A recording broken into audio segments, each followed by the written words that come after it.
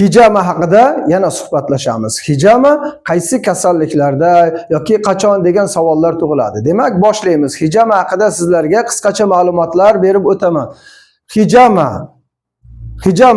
qachondan boshlab qilishlik mumkin? Chaqaloqlik vaqtidan boshlab, chilla vaqtidan qilish mumkin. Chunki chaqaloqlar cherepnoy davleniya bo'lib tug'ilgan vaqtida momolar ularning yelkalarini tilib qon chiqazib yuboradi va shu bilan chaqaloqdagi o'sha cherepnoy davleniya degan narsa yo'q bo'ladi. Endi ikkinchisi, hijama qachongacha mumkin? Yoshi katta insonlar 60, 70, 80, 90, 100 yoshli odamlarga ham mumkin, ammo 60 yoshdan keyin aynan mutaxassislar hijama qilsa yaxshiroq bo'ladi. Uchinchisi, qancha qon olish mumkin? Qon olinmaydi. Hijama qilinayotgan vaqtida tromb olinadi. Aktiv qonga teginilmaydi. O'z xizmat vazifasini o'tab bo'lgan tromb olinadi. Xalq tilida harom qon, qora qon degan nomlari bor. Endi undan keyin qancha tromb olinadi desa, holatga qarab 100 gramdan 200 gramgacha olinishi mumkin. Qayerdan olinadi? Kapillar qon tomirlaridan, venadan emas. Qachon mumkin emas? Chorshanba va shanba kunlari mumkin emas. Xo'p, qaysi kasalliklar uchun davo bo'ladi? Eng yaxshi savol, hijama barcha kasalliklar uchun davo bo'ladi. Bu haqida juda ko'p kitoblarda yozilgan. Hijamani yaxshi niyat qilingda sunnat amal deb barcha kasalliklarda davo sifatida qo'llash mumkin. Asosan necha yoshdan boshlab olinadi? Asosan 35-40 yoshdan keyin erkak ayollarda olinishi mumkin. Hijama qancha banka qo'yiladi? Hijamada qancha banka qo'yilishining hech qanday aloqasi yo'q. Balki 20 ta banka qo'yarsiz, 30 ta, 40 ta.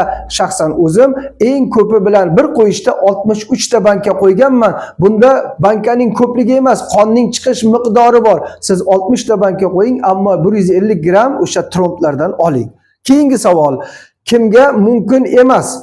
Reanimatsion holatda yotgan bemorlarga, 3 oylikgacha bo'lgan homilador ayollarga va juda ham qoni past bo'lgan anemichlarga mumkin emas. Xo'p, hijama qilinayotgan paytida ruqya o'qish shartmi?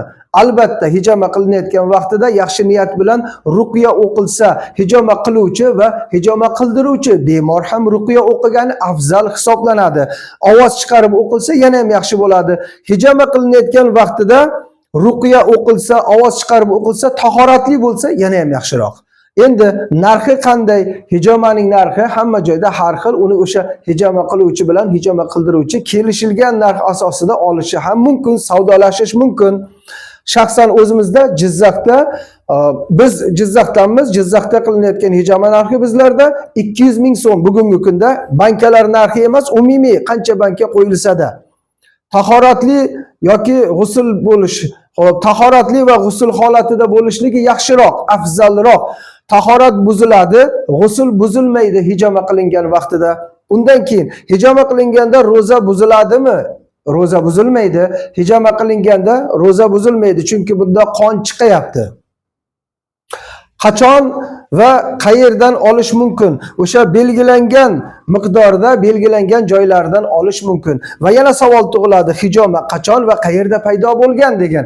Hijama qayerda paydo bo'lgan, qachon paydo bo'lgan, uni hech kim bilmaydi. Hijama qilishlik na hindlarning, na arablarning yoki boshqa millatlarning, balki xitoylarning hech kimning ham amaliyoti emas. Bu haqida hijamaning tarixi qanday paydo bo'lganligi haqida hech kimda hech qanday ma'lumot yo'q shu vaqtgacha.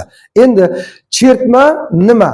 Chertma hijama qilishlik, mana bu peshonadan chertib hijama qilinadi va qon otilib chiqadi. Bu venadan chiqayotgan qon, buni chertma hijama deb aytishadi, ammo bu chertmaning o'zi hijamaga kirmaydi. Hijama deyilganda qon surib olinadi, sasat bo'lib olinadi. Shuning uchun buni hijama deb aytmaslik kerak va bunda qon vena qon tomirlaridan chiqadi. Keyingi savol, zulik afzalmi, hijamami? Albatta, men uchun shaxsan hijama afzal, ammo zulukning ham o'z o'rni bor. Bundan keyingi saharli diabetlar uchun, ya'ni qandli diabetlar uchun mumkinmi? Albatta mumkin. Bemalol hijama qilish mumkin. Shaxsan o'zim minglab marta o'sha hijamani qandli diabetlarda, saharnilida qo'llaganman. Juda ham yaxshi natija bergan. Xo'p, undan keyin jin, sehr uchun ham mumkinmi? Albatta, jinga chalinganlar yoki ichiga jin kirib olibdi, sehr qilinibdi degan holatlarda hijama qilishlik afzalroq, juda ham yaxshi foydasi bor. Endi hijama qilinganda och qoringa olinadimi yoki to'q qoringami? Afzallik tarafi och qoringa. Iloji boricha 2 kun, 3 kun roza tutib undan keyin hijama qildirsa, yana ham yaxshiroq bo'ladi effekti. Xo'p, mumkin emas holatlar aytildi. Mumkin emas bo'lgani hijama qilingandan keyin spirtli ichimliklar, quyuq ovqatlar, jinsiy aloqa qilish hamda g'usl qilishlik 1 kun, 2 kun ichida mumkin emas. Xo'p, hijama yoz va qish chillalarida mumkin emas deyishadi. Yo'q, mumkin. Bemalol yozning chillasida, qishning chillasida demasdan xohlagan paytida hijama qilish mumkin.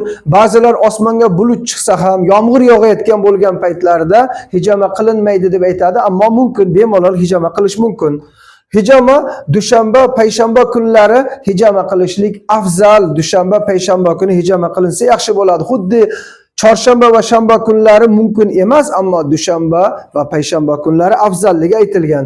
Hijamani har 6 oyda qilish kerak. Noto'g'ri, shunday aytiladi deydi, lekin aslida kitobda loqal deb aytilgan.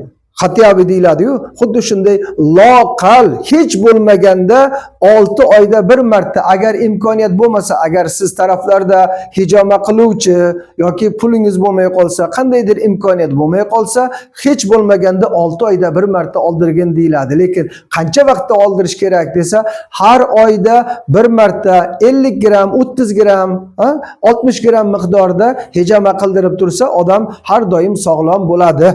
Endi hijama qilinayotgan ba'zi sunnat nuqtalar bor, o'shalardan hijama qildirgan afzal. Sizlarga tavsiya, mana shu Ramazon oyida iloji bo'lsa 2 marta hijama qildirgan yaxshiroq.